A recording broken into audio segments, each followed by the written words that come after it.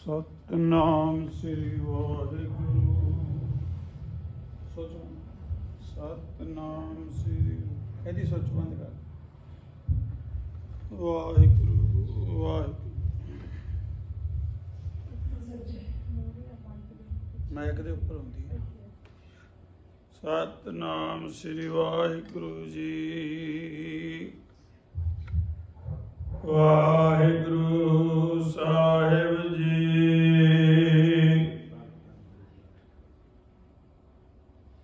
ਆਵੋ ਸਿੱਖ ਸਤਿਗੁਰੂ ਕੇ ਪਿਆਰਿਓ,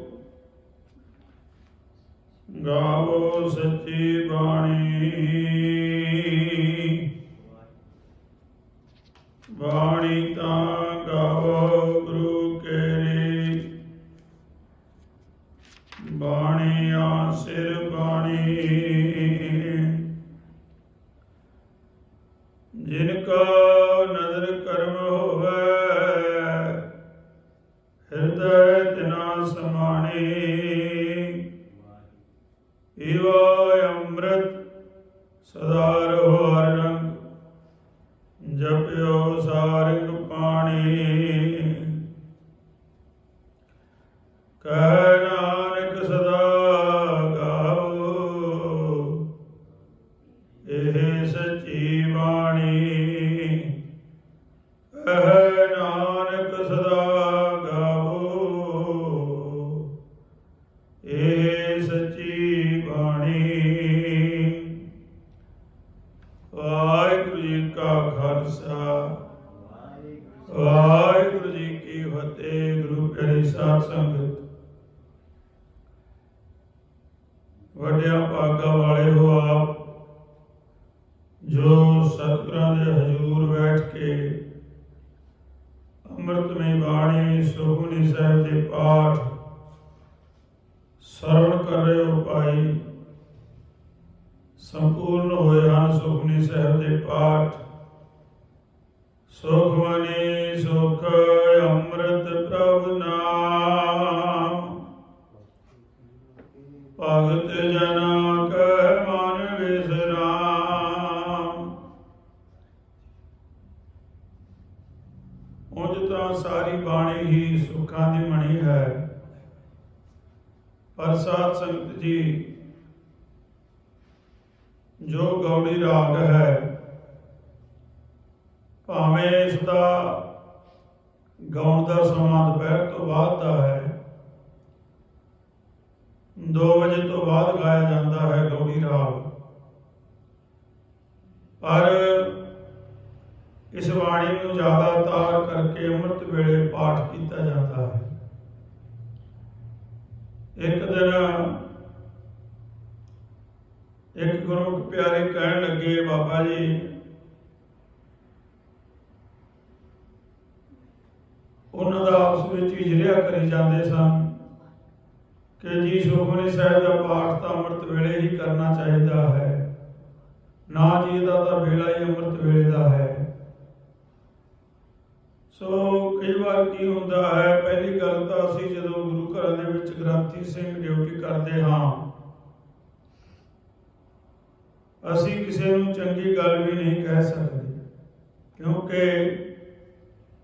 ਜਦੋਂ ਅਸੀਂ ਕੋਈ ਚੰਗੀ ਗੱਲ ਵੀ ਕਿਸੇ ਨੂੰ ਕਹੀਏ, ਜਿਹੜਾ ਕੋਈ ਮੈਂਬਰ ਜਾਂ ਪ੍ਰਧਾਨ ਜਾਂ ਗੁਰੂ ਘਰ ਦਾ ਚੌਧਰੀ ਹੁੰਦਾ ਹੈ, ਫਿਰ ਉਹ ਸਾਨੂੰ ਗਲਤ ਕਰਕੇ ਕਹਿੰਦਾ, ਜੋ ਮੈਂ ਕਹਿ ਦਿੱਤਾ ਉਹ ਸੱਚ ਹੈ, ਉਹ ਠੀਕ ਹੈ, ਤੁਸੀਂ ਕਹਿ ਦਿੱਤਾ ਹੈ ਉਹ ਗਲਤ ਹੈ। ਇਸ ਕਰਕੇ ਉੱਥੇ ਗ੍ਰੰਥੀ ਸਿੰਘ ਮਜਬੂਰ ਹੁੰਦੇ ਹਨ, ਉਹਨਾਂ ਨੂੰ ਚੁੱਪ ਕਰਨਾ ਪੈਂਦਾ ਹੈ। ਠੀਕ ਹੈ ਜੀ ਭਾਈ ਸਾਹਿਬ, ਤੁਸੀਂ ਜੋ ਕਹਿਤਾ ਉਹੀ ਠੀਕ ਹੈ। ਉਹ ਜਿਹੜਾ ਕਰੀ ਜਾਂਦੇ ਸਨ, ਆਪਸ ਵਿੱਚ ਹੀ ਝਗੜੀ ਜਾਂਦੇ ਸਨ, ਕਿਉਂਕਿ ਗੁਰੂ ਨਾਨਕ ਦੇਵ ਜੀ ਦੀ ਬਾਣੀ ਐਸੀ ਹੈ ਜਿਹੜੀ ਸਾਰੇ ਕਾਲ ਕਲੇਸ਼ ਝਗੜੇ ਮੁਕਾਉਂਦੀ ਹੈ। ਪਰ ਅਸੀਂ ਕਲਯੁਗੀ ਜੀਵ ਮੂਰਖ ਲੋਕ ਬਾਣੀ ਦੇ ਨਾਂ ਤੇ ਵੀ ਥਾਂ ਥਾਂ ਗੱਲ ਗੱਲ ਤੇ ਝਗੜੇ ਕਰੀ ਜਾਂਦੇ ਹਨ। ਸੋ ਕਹਿਣ ਲੱਗੇ ਆਪਸ ਵਿੱਚ ਹਿਜਰਿਆ ਕਰੀ ਜਾ ਰਹੇ ਸਨ। कि सुखमनी साहिब का पाठ केवल सवेरे ही करना चाहिए है। मैं उन्होंने हाथ जोड़ के बेनती की, मैं कहा गुरमुख प्यारे हो, तुसी कास तो झगड़ी जाने हो, क्यों झगड़ा करी जाने हो? बाणी का सारे झगड़े मुकाउंदी है, तुसी तो बाणी के नाम से लड़ लड़ के भी मरी जाने हो, ऐ भी झगड़े पाई जाने हो। गुरबाणी कदों तुहानूं कहती है भी झगड़ो? गुरबाणी तो कहती है जिहड़ी गल तुहानूं चंगी लगदी है वो मान लो, नहीं चंगी लगती ना मानो, ये तुहाडी मर्जी है। दुनिया दे विच कोई भी बंदा काम करता है वो अपने फायदे की गल करता है। जे आपां दिहाड़ी करते हाँ, इत्थों तक असी पाठी लोग या पुजारी लोग पूजा करते हैं, असी पाठी लोग भावें साडा धर्म भी यह है, साडा जीवन बतीत करने का जरिया भी यही है। भावें असी जीवन बतीत करने लिए पाठ करते हाँ, अपने फायदे नहीं करते हैं। पर साध संगत जी गुरु नानक देव पातशाह तो लैके 11वें गुरु ग्रंथ साहिब तक साढ़े 11 ही गुरुओं की ये देन है। उन्होंने कदे भी अपने फायदे की गल नहीं सोची। जे उन्होंने सोचा, अज भी गुरु ग्रंथ साहिब जी सोच रहे हैं मनुखता का भला, ये किसी के भले की गल करते हैं, किसी के फायदे की गल करते हैं। सो असी मूर्ख लोग एवं झगड़ी जाते हाँ। मैं उन्होंने हाथ जोड़ के बेनती की, मैं क्या गुरमुख प्यारे वीर जी, तुसी क्यों झगड़ी जाते हो? ना जी, वो कहता सुखमनी साहिब का पाठ करने का मौका केवल अमृत वेले ही है। मैं क्या वीर जी, जदों आपां अखंड पाठ साहिब आरंभ करते हाँ, किस वेले करते हैं? कहते तकरीबन सवेरे करते हैं। मैं क्या जी तकरीबन सवेरे करते हैं ना? कहते हाँ। मैं क्या पर उस दिन किस वेले सुखमनी साहिब का पाठ होता? चुप कर गया, क्योंकि सुखमनी साहिब का पाठ पहले दिन शाम को होता। मैं कह दूसरी गल, जेड़ा ये राग है ना गौड़ी राग, रागी सिंघां नूं गायन करने लिए दिता है। ਇਹਦਾ ਸਮਾਂ 2 ਵਜੇ ਬਾਅਦ ਦੁਪਹਿਰ ਦਾ ਹੈ। ਹਾਂ, ਇਹ ਗੱਲ ਵੱਖਰੀ ਹੈ ਕਿ ਸਾਨੂੰ ਪਿੰਡਾਂ ਦੇ ਵਿੱਚ ਜਦੋਂ ਗੁਰੂ ਘਰਾਂ ਦੇ ਵਿੱਚ ਪਾਠ ਚੱਲਦੇ ਹੁੰਦੇ ਸਨ, ਨਿਤਨੇਮ ਹੁੰਦਾ ਸੀ। ਪੁਰਾਤਨ ਸਮਿਆਂ ਦੇ ਵਿੱਚ ਜ਼ਿਆਦਾਤਰ ਸੁਖਮਨੀ ਸਾਹਿਬ ਦਾ ਪਾਠ ਹੀ ਹੋਇਆ ਕਰਦਾ ਸੀ। ਜਦੋਂ ਖਾੜਕੂਬਾਦ ਦਾ ਦੌਰ ਚੱਲਿਆ, 84 ਜੂਨ ਦਾ ਘੱਲੂਘਾਰਾ ਵਾਪਰਿਆ। ਇਸ ਤੋਂ ਬਾਅਦ ਖਾੜਕੂ ਸਿੰਘਾਂ ਨੇ ਇਹ ਐਲਾਨ ਕਰ ਦਿੱਤਾ ਕਿ ਅੰਮ੍ਰਿਤ ਵੇਲੇ 5 ਬਾਣੀਆਂ ਦਾ ਪਾਠ ਹੋਣਾ ਗੁਰੂ ਘਰਾਂ ਵਿੱਚ ਜ਼ਰੂਰੀ ਹੈ। ਜੋ ਅਕਾਲ ਤਖਤ ਸਾਹਿਬ ਦੀ ਰਹਿਤ ਮਰਿਆਦਾ ਹੈ ਉਸ ਦੇ ਅਨੁਸਾਰ। ਸੋ ਉਸ ਤੋਂ ਬਾਅਦ ਇਹ ਹੁਕਮ ਬਜਾਇਆ ਜਾਣ ਲੱਗ ਪਿਆ ਕਿ ਅੰਮ੍ਰਿਤ ਵੇਲੇ 5 ਬਾਣੀਆਂ ਦਾ ਪਾਠ ਗੁਰੂ ਘਰਾਂ ਦੇ ਵਿੱਚ ਜ਼ਰੂਰ ਹੋਵੇ। ਆਮ ਕਰਕੇ ਅੱਜ ਕੱਲ ਦੇਸ਼ ਪ੍ਰਦੇਸ਼ ਵਿੱਚ, ਇੰਡੀਆ ਵਿੱਚ ਜਾਂ ਵਿਦੇਸ਼ਾਂ ਵਿੱਚ ਅੰਮ੍ਰਿਤ ਵੇਲੇ 5 ਬਾਣੀਆਂ ਦਾ ਪਾਠ ਹੁੰਦਾ ਹੈ। ਸੋ ਮੈਂ ਕਿਹਾ ਵੀ ਇਸ ਕਰਕੇ ਭਾਈ ਸਾਹਿਬ, ਇੱਕ ਜਿਹੜੀ ਅੰਮ੍ਰਿਤਮਈ ਬਾਣੀ ਸੁਖਮਨੀ ਸਾਹਿਬ ਦਾ ਪਾਠ ਹੈ, ਇਹ ਠੇਠ ਪੰਜਾਬੀ ਬੋਲੀ ਦੇ ਵਿੱਚ ਹੈ। ਇਹਦੀ ਇੱਕ ਇੱਕ ਗੱਲ, ਇੱਕ ਇੱਕ ਤੁਕ ਸਾਨੂੰ ਬੇਸਮਝਿਆਂ ਨੂੰ ਸਮਝ ਆ ਜਾਂਦੀ ਹੈ। ਚੁੱਪ ਕਰਕੇ ਖੜ ਗਿਆ ਜੀ ਉਹ। ਫਿਰ ਵੀ ਉਸਨੇ ਮਤਲਬ ਆਪਣਾ ਹੰਕਾਰ ਨਹੀਂ ਢਾਲਾ ਕੀਤਾ, ਬੜਬੜ ਕਰਦਾ ਪਰ ਇਹਨੂੰ ਚੁੱਕੇ। ਸੋ ਕਹਿਣ ਤੋਂ ਭਾਵ ਮੈਂ ਕਿਹਾ ਭਾਈ ਝਗੜਿਆ ਨਾ ਕਰੋ, ਬਾਣੀ ਤਾਂ ਸਾਡੇ ਝਗੜੇ ਮੁਕਾਉਂਦੀ ਹੈ। ਸੁਖਮਨੀ ਸਾਹਿਬ ਦਾ ਪਾਠ ਜਾਂ ਅੰਮ੍ਰਿਤਮਈ ਬਾਣੀ ਜਦੋਂ ਤੁਹਾਡਾ ਦਿਲ ਕਰੇ ਪਾਠ ਕਰ ਸਕਦੇ ਹੋ। ਉਚਾਰਨ ਕਰੋ ਸਤਿਨਾਮ। ਇਹ ਹੁਕਮ ਸਤਿਗੁਰਾਂ ਦਾ ਹੈ, ਕਿਸੇ ਬੰਦੇ ਦਾ ਨਹੀਂ। ਸੋ ਪਰ ਕਰਿਆ ਕੀ ਜਾਵੇ। ਇਹ ਜਿਹੜਾ ਵਰਤਾਰਾ ਵਰਤ ਰਿਹਾ ਨਾ, ਇਹ ਕਲਯੁਗ ਦਾ ਵਰਤਾਰਾ ਵਰਤ ਰਿਹਾ। ਅੱਗੇ ਸ੍ਰੀ ਗੁਰੂ ਨਾਨਕ ਦੇਵ ਪਾਤਸ਼ਾਹ ਜੀ ਦਾ ਅਗਲੇ ਮਹੀਨੇ ਆਪਾਂ 19 ਤਰੀਕ ਨੂੰ 19 ਨਵੰਬਰ ਨੂੰ ਪ੍ਰਕਾਸ਼ ਪੁਰਬ ਮਨਾਉਣਾ ਹੈ। ਇਸ ਸੰਬੰਧ ਵਿੱਚ ਆਪਾਂ ਅੱਜ ਤੋਂ ਹੀ ਸ਼ੁਰੂ ਕਰਨ ਲੱਗੇ ਹਾਂ। ਸ੍ਰੀ ਗੁਰੂ ਨਾਨਕ ਦੇਵ ਪਾਤਸ਼ਾਹ ਜੀ ਦੇ ਪ੍ਰਕਾਸ਼ ਦਿਹਾੜੇ ਦੀਆਂ ਖੁਸ਼ੀਆਂ ਵਿੱਚ ਵਾਰਤਾਲਾਪ, ਕਥਾ ਕਹਾਣੀਆਂ। ਉਸ ਵੇਲੇ ਵੀ ਜਿਵੇਂ ਅੱਜ ਦਾ ਯੁੱਗ ਚੱਲ ਰਿਹਾ ਹੈ, ਜਦੋਂ ਗੁਰੂ ਨਾਨਕ ਦੇਵ ਪਾਤਸ਼ਾਹ ਜੀ ਆਏ ਉਸ ਵੇਲੇ ਕਲਯੁਗ ਬਹੁਤ ਘੱਟ ਜ਼ੋਰ ਤੇ ਸੀ, ਬਹੁਤ ਘੱਟ ਸੀ। ਪਰ ਅੱਜ ਤਾਂ ਜੋ ਕੁਝ ਅੱਜ ਵਰਤ ਰਿਹਾ ਹੈ, ਸ੍ਰੀ ਗੁਰੂ ਨਾਨਕ ਦੇਵ ਪਾਤਸ਼ਾਹ ਜੀ ਦੇ ਆਉਣ ਤੋਂ ਪਹਿਲਾਂ ਦੀ ਦਸ਼ਾ ਨੂੰ, ਬਿਰਤਾਂਤ ਨੂੰ ਉਚਾਰਨ ਕਰਦਿਆਂ ਹੋਇਆਂ ਭਾਈ ਗੁਰਦਾਸ ਜੀ ਆਪਣੀ ਪਹਿਲੀ ਵਾਰ ਦੇ ਵਿੱਚ ਵਰਣਨ ਕਰਦੇ ਹਨ। ਅੱਜ ਦਾ ਜਿਹੜਾ ਵਿਚਾਰ ਹੈ ਉਹ ਆਪ ਜੀ ਸਰਵਣ ਕਰੋ। ਕਲਯੁਗ ਦਾ ਵਰਤਾਰਾ। ਭਾਈ ਗੁਰਦਾਸ ਜੀ ਲਿਖਦੇ ਹਨ ਆਪਣੀ ਵਾਰ ਵਿੱਚ, ਕਲਯੁਗ ਚੌਥਾ ਥਾਪਿਆ, ਸ਼ੂਦਰ ਬਿਰਤ ਜਗ ਮੈਂ ਵਰਤਾਈ, ਕਰਮ ਸੁਰਿਕ ਜੁਜਰ ਸਿਆਮ ਦੇ ਕਰੇ, ਜਗਤ ਗਿੰਦ ਬਹੁ ਸੁਖ ਚਾਈ। ਵਾਹਿਗੁਰੂ ਜੀ ਕਾ ਖਾਲਸਾ, ਵਾਹਿਗੁਰੂ ਜੀ ਕੀ ਫਤਿਹ। ਭਾਈ ਗੁਰਦਾਸ ਜੀ ਸ੍ਰੀ ਗੁਰੂ ਨਾਨਕ ਦੇਵ ਪਾਤਸ਼ਾਹ ਜੀ ਦੇ ਆਉਣ ਤੋਂ ਪਹਿਲਾਂ ਦੇ ਸਮੇਂ ਦਾ ਵਰਤਾਂਤ ਆਪਣੀ ਵਾਰ ਵਿੱਚ ਲਿਖਦੇ ਹਨ। 4 ਯੁੱਗ ਹੁਣ ਤੱਕ ਹੋ ਚੁੱਕੇ ਹਨ। ਪਹਿਲਾ ਸਤਿਯੁਗ, ਦੂਜਾ ਤ੍ਰੇਤਾ ਯੁੱਗ, ਤੀਜਾ ਦੁਆਪਰ ਯੁੱਗ। ਪਰਮੇਸ਼ਰ ਨੇ ਚੌਥਾ ਯੁੱਗ ਕਲਯੁੱਗ ਬਣਾਇਆ ਹੈ। ਇਸ ਵਿੱਚ ਕੀ ਵਰਤਾਰਾ ਵਰਤ ਰਿਹਾ, ਕਲਯੁੱਗ ਦਾ ਵਰਤਾਰਾ ਕੀ ਵਰਤ ਰਿਹਾ। ਇਸ ਵਿੱਚ ਜਗਤ ਜੀਵਾਂ ਦੀ ਬਿਰਤੀ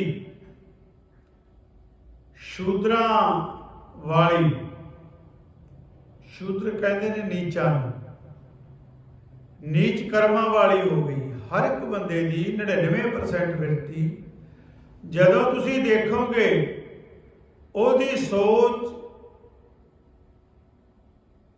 ਨੀਚ ਕਰਮਾਂ ਵਾਲੀ ਹੋਊਗੀ। ਕੋਈ ਹੀ 100 ਚੋਂ ਇੱਕ ਬੰਦਾ ਉੱਚੀ ਸੋਚ ਸੋਚੂ, ਵੱਡੀ ਸੋਚ, ਚੰਗੀ ਸੋਚ, ਉੱਚੀ ਸੁੱਚੀ ਸੋਚ।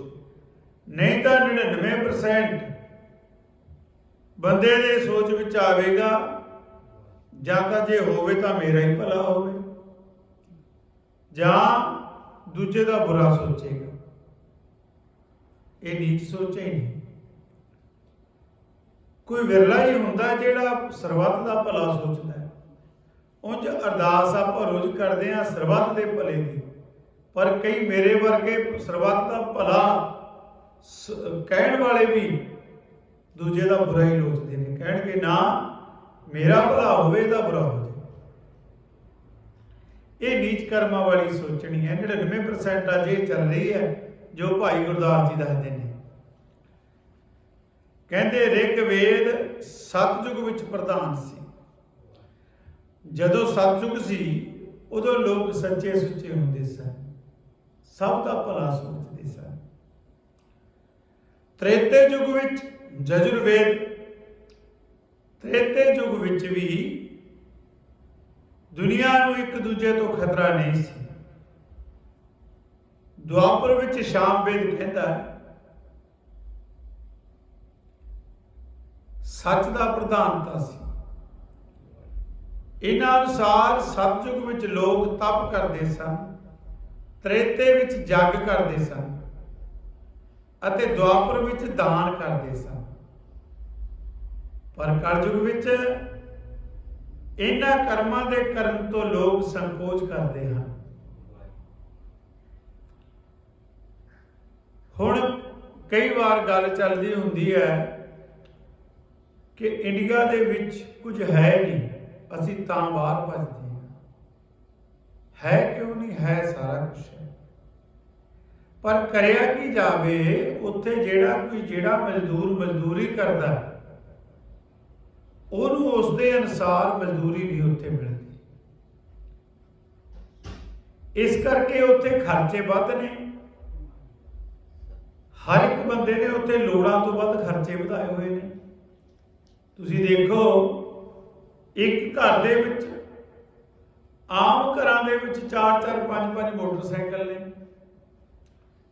ਹੁਣ ਤਕਰੀਬਨ ਮੇਰਾ ਖਿਆਲ 60 ਜਾਂ 70% ਗੱਡੀਆਂ ਹੋ ਗਈਆਂ ਘਰਾਂ 'ਚ। ਜੇ ਪਿੰਡ ਵਿੱਚ 100 ਘਰ ਆਏ, 60 ਕੋਲੇ ਜਾਂ 70 ਬੰਦਿਆਂ ਕੋਲ ਤਾਂ ਗੱਡੀਆਂ ਹੋਣਗੀਆਂ। ਖਰਚੇ ਵੱਧ ਗਏ, ਆਮਦਨ ਉਨੀ ਹੈ ਨਹੀਂ। ਇਸ ਕਰਕੇ ਉੱਥੇ ਬੰਦੇ ਦੀ ਪੂਰੀ ਨਹੀਂ ਪੈਂਦੀ। ਕੰਮ ਕਰਕੇ ਕੋਈ ਰਾਜੀ ਨਹੀਂ ਹੱਥੀ। ਕੰਮ ਕਹਿੰਦੇ ਕੀ ਉੱਥੇ ਇੰਡੀਆ 'ਚ ਕੀ ਭਾਲਦੇ ਆ, ਸਿਰਫ 2 ਗੱਲਾਂ। ਹਰ ਕੋਈ ਬੰਦਾ ਕਹਿੰਦਾ ਜਾਂ ਤਾਂ ਮੇਰੇ ਕੋਲ ਸਰਕਾਰੀ ਨੌਕਰੀ ਹੋਵੇ, ਜੇ ਨਹੀਂ ਸਰਕਾਰੀ ਨੌਕਰੀ ਤਾਂ ਫਿਰ ਕੈਨੇਡਾ ਦਾ, ਅਮਰੀਕਾ ਦਾ ਵੀਜ਼ਾ ਹੋਵੇ। ਬਸ 2 ਗੱਲਾਂ ਭਾਲਦੇ। ਜਿਹੜੇ ਉਹ ਆਪਾਂ ਹੀ ਆਪਣੇ ਬੱਚੇ ਇੱਥੇ ਆ ਕੇ ਕਿੰਨੇ ਹਾਰਡ ਕੰਮ ਕਰਦੇ ਨੇ। ਉੱਥੇ ਕਦੇ ਘਰੋਂ ਖੇਤਾਂ 'ਚ ਚਾਹ ਬਣਾਉਣ ਨਹੀਂ ਜਾਂਦਾ। ਜੇ ਕਿਸੇ ਨੂੰ ਕਹਿ ਦਿਓ ਪਹਿਲੀ ਗੱਲ ਤਾਂ ਜਾਂਦਾ ਨਹੀਂ। ਭਾਵੇਂ 1 ਕਿੱਲੇ ਦੀ ਬਾਈ ਤੇ ਹੋਵੇ, ਮੋਟਰਸਾਈਕਲ ਤੇ ਜਾਓ ਤਾਂ ਚਾਹ ਫੜਾਇਓ, ਨਹੀਂ ਤਾਂ ਜਾਂਦੇ ਹੀ ਨਹੀਂ। ਕਹੋ ਮੋਟਰਸਾਈਕਲ ਹੈ ਨਹੀਂ, ਤੁਸੀਂ ਆਪੇ ਫੜਾਇਓ, ਮੈਂ ਨਹੀਂ ਜਾਂਦਾ। ਸੋ ਇਸ ਕਰਕੇ ਉੱਥੇ ਕੰਮ ਕਰਕੇ ਕੋਈ ਰਾਜੀ ਨਹੀਂ। ਬਾਹਰ ਆ ਕੇ ਸਾਰੇ ਕਰਦੇ ਆ ਆਪਾਂ। ਜਿਨ੍ਹਾਂ ਬੱਚਿਆਂ ਨੇ ਉੱਥੇ ਹੱਥੀਂ ਕਦੇ ਕਹਿੰਦੇ ਪਾਣੀ ਚੱਕ ਕੇ ਨਹੀਂ ਪੀਤਾ ਹੁੰਦਾ, ਬਾਹਰ ਆ ਕੇ ਵੀ ਉਹ ਦਿਹਾੜੀਆਂ ਕਰਦੇ ਨੇ। ਕਿਉਂ? ਇੱਥੇ ਪਤਾ ਵੀ ਦਿਹਾੜੀ ਕਰੇ ਬਿਨਾਂ ਨਹੀਂ ਸਰਨਾ, ਕਿਸੇ ਨੇ ਕੁਝ ਦੇਣਾ ਨਹੀਂ, ਬੈਠਿਆਂ ਨੂੰ ਪਾਣੀ ਨਹੀਂ ਦੇਣਾ। ਇੰਡੀਆ 'ਚ ਤਾਂ ਮਾਂ ਪਾਣੀ ਵੀ ਬੰਜੇ ਤੇ ਬੈਠਿਆਂ ਨੂੰ ਫੜਾਉਂਦੀ ਹੈ, ਪ੍ਰਸ਼ਾਦਾ ਬਣਾ ਕੇ ਪਰੋਸ ਕੇ ਥਾਲੀ 'ਚ ਚੰਗਾ ਮੱਖਣ ਪਾ ਕੇ ਦਿੰਦੀ ਹੈ। ਇੱਥੇ ਆਪਣੇ ਮੁੰਡੇ ਟਰੱਕਾਂ ਵਾਲੇ ਨੇ ਇੰਨੀ ਹਾਰਡ ਕਮਾਈ ਕਰਦੇ ਨੇ, 15-15 ਦਿਨ ਦੀਆਂ ਸਾਧ ਸੰਗਤ ਜੀ ਸੁੱਕੀਆਂ ਰੋਟੀਆਂ ਖਾ ਕੇ ਗੁਜ਼ਾਰਾ ਕਰਦੇ ਨੇ। ਸੋ ਇਸ ਤਰ੍ਹਾਂ ਇੱਥੇ ਕਮਾਈ ਕਰਦੇ ਨੇ, ਫਿਰ ਰਾਜ ਵੀ ਕਰਦੇ ਨੇ। ਇੰਡੀਆ 'ਚ ਵੀ ਜਿਹੜੇ ਕਮਾਈ ਕਰਦੇ ਨੇ ਰਾਜ ਕਰਦੇ ਨੇ। ਇੱਕ ਬੰਦਾ ਬਰਨਾਲੇ ਰੇਹੜੀ ਲਾਉਂਦਾ ਸਮੋਸਿਆਂ ਦੀ। ਮੈਂ ਉਹਨੂੰ ਪੁੱਛਿਆ ਤੂੰ ਬਾਹਰ ਜਾਣਾ? ਮੈਂ ਕੁਝ ਹੱਸਣ ਲੱਗ ਗਿਆ। ਕਹਿੰਦਾ ਬਾਬਾ ਜੀ ਮੈਂ ਬਾਹਰ ਜਾ ਕੇ ਕੀ ਕਰਨਾ, ਆਥਣ ਨੂੰ 5000 ਰੁਪਏ ਜੇਬ 'ਚ ਪਾ ਕੇ ਜਾਣਾ ਘਰੇ। ਕਹਿੰਦਾ ਮੈਂ ਕੀ ਕਰਨਾ ਬਾਹਰ ਜਾ ਕੇ, ਐਵੇਂ ਜਿਹੜੇ ਨੂੰ ਪੁੱਛ ਲਓ ਕਹਿੰਦਾ 50 ਲੱਖ 60 ਲੱਖ ਤੋਂ ਘੱਟ ਪੈਸਾ ਨਹੀਂ। ਸੋ ਕਹਿਣ ਤੋਂ ਭਾਵ ਜਿਹੜੇ ਉੱਥੇ ਕਮਾਈ ਕਰਦੇ ਨੇ, ਹੁੰਦੀ ਆ ਕਮਾਈ, ਪਰ ਕਮਾਈ ਦੇ ਹਿਸਾਬ ਨਾਲ ਖਰਚੇ ਹੋਣ, ਫਿਰ ਉਹ ਕਮਾਈ ਦਾ ਪੂਰਾ ਪੜਦਾ। ਤੇ ਸਾਧ ਸੰਗਤ ਜਦੋਂ ਕਮਾਈ ਘੱਟ ਤੇ ਖਰਚੇ ਵੱਧ, ਫਿਰ ਕਰੂ ਕੀ? ਇਹੀ ਦਿਸ਼ਾ ਹੁੰਦੀ ਹੈ। ਫਿਰ ਬਾਹਰ ਨੂੰ ਭੱਜਣਾ ਪੈਂਦਾ। ਸੋ ਕਹਿਣ ਤੋਂ ਭਾਵ ਕਲਯੁਗ ਦੇ ਜਿਹੜੇ ਵਰਤਾਰੇ ਹਨ, ਇਹ ਸਾਰੇ ਵਰਤ ਰਹੇ ਹਨ, ਇੰਡੀਆ ਵਿੱਚ ਵੀ, ਬਾਹਰ ਵੀ, ਵਿਦੇਸ਼ਾਂ ਵਿੱਚ ਵੀ। ਇੰਡੀਆ ਵਿੱਚ ਵੀ, ਬਾਹਰ ਵੀ ਚੰਗੇ ਕਰਮ ਕਰਨ ਤੋਂ ਲੋਕ ਕਲਯੁਗ ਦੇ ਵਿੱਚ ਕਹਿੰਦੇ ਸੰਕੋਚ ਕਰਦੇ ਹਨ ਅਤੇ ਨੀਚ ਕਰਮਾਂ ਵਿੱਚ ਜ਼ਿਆਦਾ ਲੋਕ ਪ੍ਰਵਿਰਤ ਹੋ ਰਹੇ ਹਨ। ਮਾਇਆ ਮੋਹੀ ਮੇਦਨੀ ਕਲਕਲ ਵਾਲੀ ਸਭ ਪਰਮਾਈ, ਉਠੀ ਗਿਲਾਨ ਜਗਤ ਵਿੱਚ ਹਉਮੈ ਅੰਦਰ ਜਲੈ ਲੁਕਾਈ। सृष्टि नूं माया ने मोह लिया। कलयुग की झगड़े वाली क्रिया ने सारी सृष्टि नूं भरमा दिता, जिस करके जगत विच नफरत पैदा हो गई। हर कोई बंदा 99% एक दूजे नूं इको ढिडों जमे होण भावें नफरत करते हैं। उत्तों दिखावा मिठियां मिठियां गल्लां दा हुंदा है, उत्तों बड़े मिठे बन बन के दिखाउणगे, पर अंदरों एक दूजे नाल नफरत। ते इसलिए हंकार विच सड़न लगे हुए हैं लोग। हर कोई कहता मैं वड्डा, मैं चंगा। ते इस तरह कहते इसका सिट्टा यह होया कि कोई ना किसै पूजदा, उच नीच सब गत विसराय। भय बेअदली पातशाह, कलकाती उमराव कसाय। रहत पाप सत्यों जुगी, चौथे जुग जो दिए सो पाय। कर्म भ्रिष्ट सब भई लुकाय। इसका भाव है कोई किसे नूं मनदा नहीं। जे कोई पिता है तो पुत्र नूं कहण दा पुत्र है, पुत्र नहीं मनदा। जे पुत्र है तो कहण दा प्यो है, पुत्र प्यो नूं प्यो नहीं मनदा। ये हो क्यों रहा है? सारा वरतारा कहते हौमे दे विच वरत रहा है। ये कलयुग दा वरतारा है। हौमे दे प्रभाव करके सब अपने आप नूं ही मनदे हन। भावें किड्डा ही कोई धर्मी कहाई जावे, कहू मेरे तो वड्डा कोई नहीं। उच्चे नीवें दी कोई विचार नहीं रही। जे कोई वड्डा होवे उहदा कोई सत्कार नहीं रहा। देश के बादशाह जिहड़े हन बेइनसाफ हो गए हन। देश के बादशाह, देशों प्रदेशों के बादशाह, हुक्मरान किसी नाल इंसाफ नहीं कर रहे। बेइनसाफियां चलदियां हन। सब रिश्वती होए हन। जिस किसी नूं कोई रिश्वत मिल जाती है ਉਹਦੇ हक की वो बंदा गल करन लग जाता है, भावें किड्डा ही झूठा होवे। जिस करके कलयुग बेइनसाफी की कैंची नाल बादशाह के अहलकार कसाई हो गए हैं। जालम हो के प्रजा उत्ते जुल्म कर रहे हैं। तीन युगां सतयुग, त्रेता ते द्वापर का इंसाफ वाला धर्म दूर हो गया। ਅਤੇ चौथे युग कलयुग विच जो कोई किसी नूं देवे अथवा कहते गुरु नानक देव पातशाह जी महाराज नूं पुछया सी कि महाराज कलयुग की निशानी की है। कहते भाई कलयुग की निशानी तो यह है भी इत्थे घोर पाप होणगे। फिर कहते उन्हां दा फल कौन भोगेगा?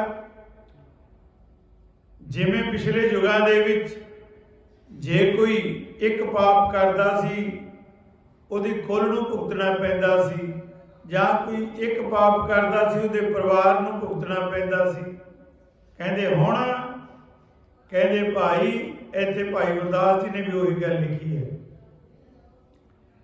कहंदे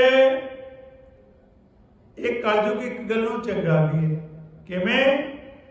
जेड़ा कोई इस युग दे विच फर्ज करो मैं पाप करूंगा तो मैं ही फल पाऊंगा, इस गल्लों चंगा भी है। क्योंकि जे मैं पाप किया मेरे परिवार नूं भुगतना पैंदा है। पिछले युग जिन्ने चंगे सी उन्हां विच ये माड़ा काम भी सी। जे बच्चे ने पाप कर लिया तो उहदे एक युग तो ऐसा सी उहदी तां सारी जिहड़ी कुल हुंदी सी उहनूं भुगतना पैंदा सी। एक युग ऐसा सी जे कोई पाप कर लेंदा सी उहदे सारे परिवार नूं भुगतना पैंदा सी, सारे परिवार नूं सज़ा मिलदी सी। इस करके कहंदे ये कलयुग दा जिहड़ा युग है एक गल्लों चंगा भी है, पर माड़ी गल ये है भी इत्थे पाप जिहड़े होणगे ज़्यादा होणगे। इस तरह सारी सृष्टि शुभ कर्मां तो हीन हो गई है। जब इस तरह युग बदलता है तो फिर की हुंदा है? भाई गुरदास जी दसते हैं, आप ही प्रश्न करते हैं, आप ही उत्तर देते हैं। जुग गर्दी जब होवे उल्टे जुग क्या होए वर्तारा। भाई साहब आप ही प्रश्न करके आप ही उत्तर देते हैं। उठे गिलान जगत विच बरते पाप भ्रिष्ट संसारा। वरना वर्ण न भावे खै खै जरण बांस अंगियारा। निंदिया चले वेदित की समझण न अगियान गवारा। भाव धार्मिक ग्रंथां की निंदिया चलूगी जिवें अजकल कलयुग दे विच चल रही है। कोई गुरु ग्रंथ साहिब की निंदिया करी जाता, कोई बाणी की, कोई गुरुआं की। चंगा धर्म ग्रंथ जिहड़ा कोई सिक्ख्या दिंदा होवे वो कोई माड़ी गल नहीं, पर ये लोग उसकी भी निंदिया करी जाते हैं। जग युग पलट जाता है तो फिर जगत विच की वरतारा हुंदा है? इसका उत्तर दिंदे हन, एक दूजे तो नफरत हो जाती है, पाप कर्म होण लग पैंदे हन, लोग भ्रिष्टाचारी हो जाते हैं। जिन्हों रिश्वत मिल गई वो चुप, जिन्हों रिश्वत ना मिली वो सच्चे ते भी भज भज पैंदा। एक नूं दूजा चंगा नहीं लगता, बांसा वांगू आपस विच खह खह के लड़ते मरते हैं। अज्ञान दे हनेरे करके समझते नहीं ते शुभ कर्मां की निंदिया करते हैं। बांसां दा दृष्टांत इत्थे क्यों दिता है? उंज तां बांस भी काम आउंदे ने, पर दृष्टांत इस करके दिता उच्चे लंबे बहुत होंदे ने। जिवें अज दे हंकारी लोग ने उन्हां ते गल दसी है कि अज दे जिहड़े हंकारी लोग ने बांसां वांगू उच्चे हो दिखाउंदे ने कि मेरे तो वड्डा कोई नहीं, पर जिहड़े वड्डे तो वड्डा कहउंदे ने वो आपस विच ही खह खह के लड़ लड़ के मरदे हैं। भाव नेक कर्मां नूं चंगा नहीं समझदे, परंतु वेद ग्रंथ गुर हट है जिस लग भवजल पार उतारा। सतगुर बाज ना बुझिए जिचर धरे ना प्रभ अवतारा। गुर परमेश्वर एक है सच्चा शाह जगत वणजारा। चढ़े सूर मिट जाए अंधारा। वेद आदि ज्ञान वाले ग्रंथ उपदेश देने लई ग्रंथ गुरु की हट्टी हैं। जे एक शॉप में जाने, दुकान ते जाने, कोई सौदा खरीदण लई जाने, ते जे उत्थों सौदा ना मिले अगला कहे तेरे कोल है की। इस तरह ग्रंथ हैं जिहड़े ग्रंथ तो ज्ञान ना मिले वो ग्रंथ काहदा। ते इसलिए जदों ग्रंथ तो आपां जाइए, ग्रंथ तो आपां नूं अपना जीवन बतीत करन दा ज्ञान मिल जावे, समझो अपने भाव का सौदा मिल गया। जिन्हां नूं ग्रहण करके संसार समुंदर तो पार हो सकता है वो ज्ञान मिल गया। इस गल नूं तदों ही समझिया जाता है जदों सच्चा गुरु अवतार धारण करके प्रगट होवे, भाव सच्चा गुरु सच्ची सिक्ख्या देवे।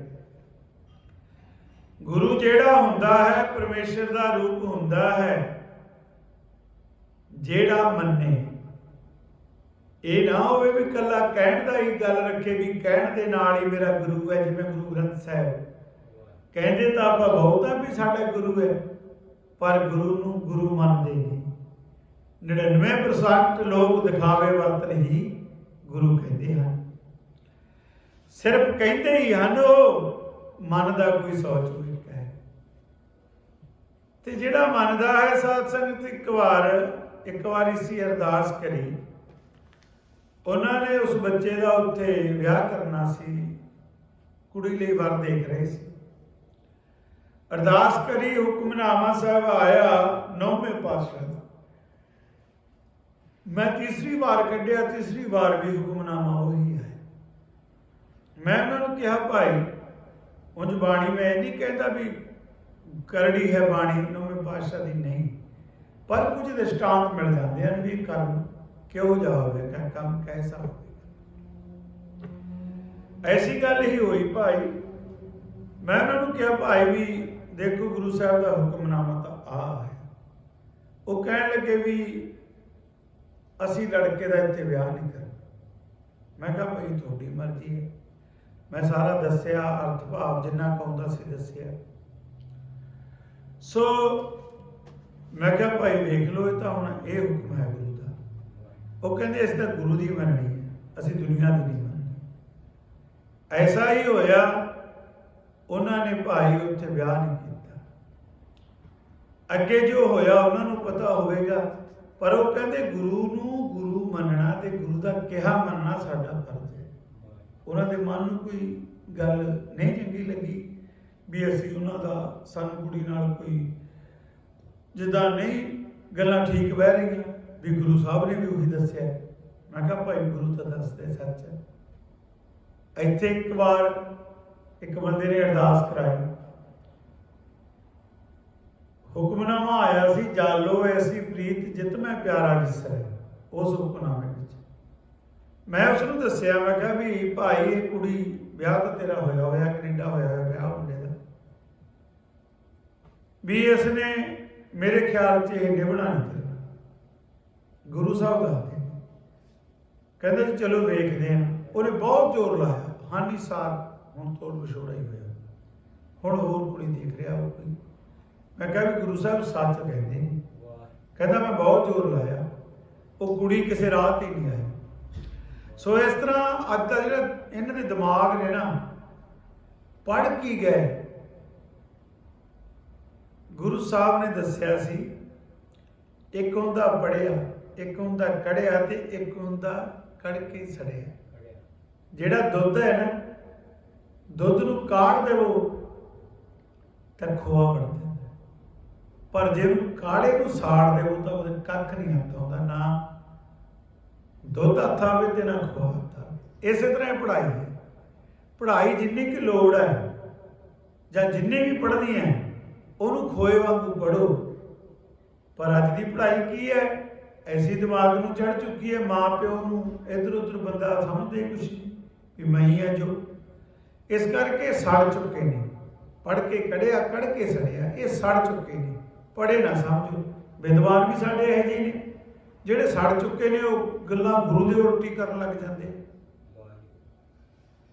ਪੜ੍ਹਨ ਤੋਂ ਬਾਅਦ ਕੜਿਆ ਤਾਂ ਉਹ ਹੁੰਦਾ ਜਿਹੜਾ ਚੰਗੀ ਗੱਲ ਗੁਰੂ ਦੀ ਲੋਕਾਂ ਨੂੰ ਦੱਸੇ, ਪਰ ਜਿਹੜਾ ਕੜ ਕੇ ਸੜਿਆ ਉਹ ਤਾਂ ਆਪ ਦੀਆਂ ਗੱਲਾਂ ਦੱਸ ਕੇ ਗੁਰੂ ਨੂੰ ਸਗੋਂ ਝੂਠਾ ਕਰ ਦਿੰਦਾ, ਆਪ ਸੱਚਾ ਹੋ ਜਾਂਦਾ। ਇਸ ਲਈ ਕਹਿੰਦੇ ਨੇ ਭਾਈ ਗੁਰੂ ਨੂੰ ਕਹਿਣਾ ਗੁਰੂ ਸੌਖਾ ਹੈ, ਗੁਰੂ ਨੂੰ ਗੁਰੂ ਮੰਨਣਾ ਬਹੁਤ ਔਖਾ ਹੈ।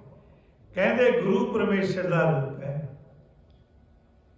ਜੋ ਸੱਚਾ ਸ਼ਾਹ ਤੇ ਜਗਤ ਦਾ ਵਣਜਾਰਾ ਹੈ। ਗੁਰ ਸੂਰਜ ਦੇ ਚੜ੍ਹਨ ਨਾਲ ਅਗਿਆਨ ਦਾ ਹਨੇਰਾ ਮਿਟ ਜਾਂਦਾ ਹੈ। ਇਸ ਲਈ ਸਾਧ ਸੰਗਤ ਇਹ ਵਰਤਾਰਾ ਕਲਯੁਗ ਦਾ ਵਰਤਾਰਾ ਭਾਈ ਗੁਰਦਾਸ ਜੀ ਨੇ ਆਪਣੀ ਵਾਰ ਦੇ ਵਿੱਚ ਦੱਸਿਆ ਹੈ ਕਿ ਸ੍ਰੀ ਗੁਰੂ ਨਾਨਕ ਦੇਵ ਪਾਤਸ਼ਾਹ ਜੀ ਦੇ ਆਉਣ ਤੋਂ ਪਹਿਲਾਂ ਇਹੋ ਜਿਹਾ ਵਰਤਾਰਾ ਵਰਤ ਰਿਹਾ ਸੀ। ਸੋ ਫਿਰ ਗੁਰੂ ਨਾਨਕ ਦੇਵ ਪਾਤਸ਼ਾਹ ਜੀ ਦੀ ਲੋੜ ਪਈ ਕਿ ਚੰਗਾ ਗੁਰੂ ਕੋਈ ਆਵੇ, ਬਾਝ ਗੁਰੂ ਅੰਧੇਰ ਹੈ, ਖੈ ਖੈ ਮਰਦੇ ਬਹੁ ਬਦਲੋਆ। ਵਰਤਿਆ ਪਾਪ ਜਗਤਰ ਤੇ, ਧੌਲ ਉਡੀਣਾ ਨਿਸ ਦਿਨ ਰੋਆ। ਬਾਝ ਦਇਆ ਬਲਹੀਣੋ, ਨਿਗਰ ਕਚਲੇ ਰਸਾਤ ਲਟੋਆ। ਕਿਉਂਕਿ ਕਲਯੁਗ ਦਾ ਵਰਤਾਰਾ ਜਦੋਂ ਵਰਤ ਰਿਹਾ ਸੀ, ਚੰਗਾ ਗੁਰੂ, ਸੱਚਾ ਗੁਰੂ ਕੋਈ ਲੱਭ ਨਹੀਂ ਸੀ ਰਿਹਾ। ਗੁਰੂ ਤੋਂ ਬਿਨਾਂ ਅਗਿਆਨ ਦੇ ਹਨੇਰੇ ਕਰਕੇ ਲੋਕ ਅਨੇਕ ਤਰ੍ਹਾਂ ਨਾਲ ਆਪਸ ਵਿੱਚ ਲੜ ਲੜ ਕੇ ਮਰ ਰਹੇ ਸਨ। ਅੱਜ ਵੀ ਜਿਹੜੇ ਗੁਰੂ ਤੋਂ ਬਿਨਾਂ ਹਨ ਉਹ ਲੜ ਲੜ ਮਰਦੇ ਹਨ।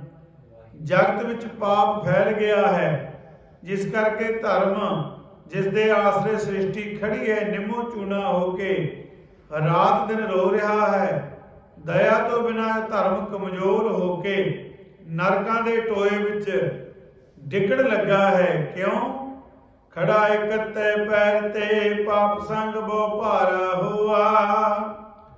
ਥੰਮੇ ਕੋਈ ਨ ਸਾਧ ਬਿਨਾ ਸਾਧ ਨ ਦਿਸੈ ਜਗਤ ਵਿੱਚ ਕੋਆ। ਧਰਮ ਇਸ ਵਾਸਤੇ ਡਿੱਗਣ ਲੱਗਾ ਹੈ ਕਿ ਇੱਕ ਪੈਰ ਤੇ ਖੜੋਤਾ ਹੋਇਆ ਪਾਪਾਂ ਦੇ ਭਾਰ ਨਾਲ ਬਹੁਤ ਭਾਰਾ ਹੋ ਗਿਆ ਹੈ ਅਤੇ ਉਸ ਨੂੰ ਸਾਧੂ ਗੁਰੂ ਤੋਂ ਬਿਨਾ ਕੋਈ ਸਹਾਰਾ ਨਹੀਂ ਦੇ ਸਕਦਾ। ਪਰ ਹੈਰਾਨੀ ਹੈ ਕਿ ਇਸ ਵੇਲੇ ਜਗਤ ਵਿੱਚ ਐਸਾ ਕੋਈ ਸਾਧ ਨਹੀਂ ਦਿਸਦਾ ਅਤੇ ਧਰਮ ਧੌਲ ਪੁਕਾਰੈ ਤਲੇ ਖੜੋਆ। ਧਰਮ ਦਾ ਧੌਲ ਬੈਲ ਧਰਤੀ ਹੇਠਾਂ ਖੜੋਤਾ ਹਾਲ ਦੁਹਾਈ ਪਾ ਰਿਹਾ ਹੈ ਕਿ ਮੇਰੇ ਕੁੱਤੇ ਇਸ ਧਰਤੀ ਉੱਤੇ ਕੋਈ ਵਾਹਿਗੁਰੂ ਆਪ ਦਾ ਰੂਪ ਭੇਜ, ਆਪ ਦੇ ਵਰਗਾ ਭੇਜ ਜਿਹੜਾ ਮੇਰੇ ਉੱਤੇ ਹੋ ਰਹੇ ਪਾਪਾਂ ਨੂੰ ਆ ਕੇ ਹਟਾਵੇ। ਜਿਹੜੀ ਦੁਨੀਆ ਅਗਿਆਨ ਦੇ ਹਨੇਰੇ ਵਿੱਚ ਅੰਨੀ ਹੋਈ ਪਈ ਹੈ ਉਹਨਾਂ ਨੂੰ ਗਿਆਨ ਦੀ ਰੋਸ਼ਨੀ ਦੇਵੇ, ਗਿਆਨ ਦਾ ਚਾਨਣ ਦੇਵੇ ਕਿ ਕਿਵੇਂ ਜੀਵਨ ਬਤੀਤ ਕਰਨਾ ਹੈ। ਇਹ ਪੁਕਾਰਾ ਸੁਣ ਕੇ ਸ੍ਰੀ ਗੁਰੂ ਨਾਨਕ ਦੇਵ ਪਾਤਸ਼ਾਹ ਜੀ ਨੂੰ ਵਾਹਿਗੁਰੂ ਨੇ ਭੇਜਿਆ ਇਸ ਸੰਸਾਰ ਵਿੱਚ, ਜਿਨ੍ਹਾਂ ਦਾ ਆਪਾਂ ਪ੍ਰਕਾਸ਼ ਦਿਹਾੜਾ 19 ਨਵੰਬਰ ਨੂੰ ਮਨਾਉਣਾ ਹੈ। ਆਪ ਸਾਰਿਆਂ ਨੇ ਰਲ ਮਿਲ ਕੇ ਅਖੰਡ ਪਾਠ ਸਾਹਿਬ ਹੋਣਗੇ, ਬਾਣੀ ਸੁਣਨੀ ਹੈ, ਲੰਗਰਾਂ 'ਚ ਹਿੱਸੇ ਪਾਉਣੇ ਹਨ, ਗੁਰੂ ਦੀਆਂ ਖੁਸ਼ੀਆਂ ਪ੍ਰਾਪਤ ਕਰਨੀਆਂ ਹਨ। ਭਾਈ ਇਹ ਕਲਯੁਗ ਦਾ ਵਰਤਾਰਾ ਸ੍ਰੀ ਗੁਰੂ ਨਾਨਕ ਦੇਵ ਪਾਤਸ਼ਾਹ ਦੇ ਆਉਣ ਦੇ ਸਮੇਂ ਤੋਂ ਪਹਿਲਾਂ ਦਾ ਵਰਤਾਂਤ ਭਾਈ ਗੁਰਦਾਸ ਜੀ ਨੇ ਆਪਣੀ ਵਾਰ ਵਿੱਚ ਜੋ ਵਰਣਨ ਕੀਤਾ ਹੈ ਉਹ ਆਪ ਜੀ ਨਾਲ ਸਾਂਝਾ ਕੀਤਾ ਹੈ। ਇਤਨੀ ਕੁ ਸੇਵਾ ਪ੍ਰਵਾਨ ਕਰਨੀ। ਸਰਬੱਤ ਸੰਗਤਾਂ ਦਾ ਧੰਨਵਾਦ। ਬੇਅੰਤ ਮਾਇਆ ਗੁਰੂ ਕੀ ਹਜ਼ੂਰੀ ਦੇ ਵਿੱਚ ਸਤਿਕਾਰ ਵਜੋਂ ਭੇਟਾ ਕੀਤੀ ਹੈ। ਮਹਾਰਾਜ ਸਭ ਦੀ ਸੇਵਾ ਪ੍ਰਵਾਨ ਕਰਨ, ਖਜ਼ਾਨੇ ਭਰਪੂਰ, ਕਾਲ ਕੰਟਕ ਦੂਰ, ਚੜ੍ਹਦੀ ਕਲਾ ਹੋਵੇ। ਅੱਜ ਦੀ ਹਾਜ਼ਰੀ ਆਪਣੀ ਪ੍ਰਵਾਨ ਹੋਵੇ। ਭੁੱਲਾਂ ਚੁੱਕਾਂ ਦੀ ਖਿਮਾ ਬਖਸ਼ੋ। ਆਨੰਦ ਸਾਹਿਬ ਦਾ ਪਾਠ ਕਰਕੇ ਅਰਦਾਸਾਂ ਕਰੀਏ। ਗੱਜ ਵੱਜ ਕੇ ਫਤਿਹ ਬੁਲਾਓ। ਆਖੋ ਜੀ ਵਾਹਿਗੁਰੂ ਜੀ ਕਾ ਰਾਮ ਕਲੀ ਮਹੱਲਾ ਤੀਜਾ। ਆਨੰਦ ਏਕ ਓੰਕਾਰ ਸਤਿਗੁਰ ਪ੍ਰਸਾਦ। ਆਨੰਦ ਭਇਆ ਮੇਰੀ ਮਾਏ, ਸਤਿਗੁਰੂ ਮੈਂ ਪਾਇਆ, ਸਤਿਗੁਰ ਤਾਂ ਪਾਇਆ ਸਹਿਜ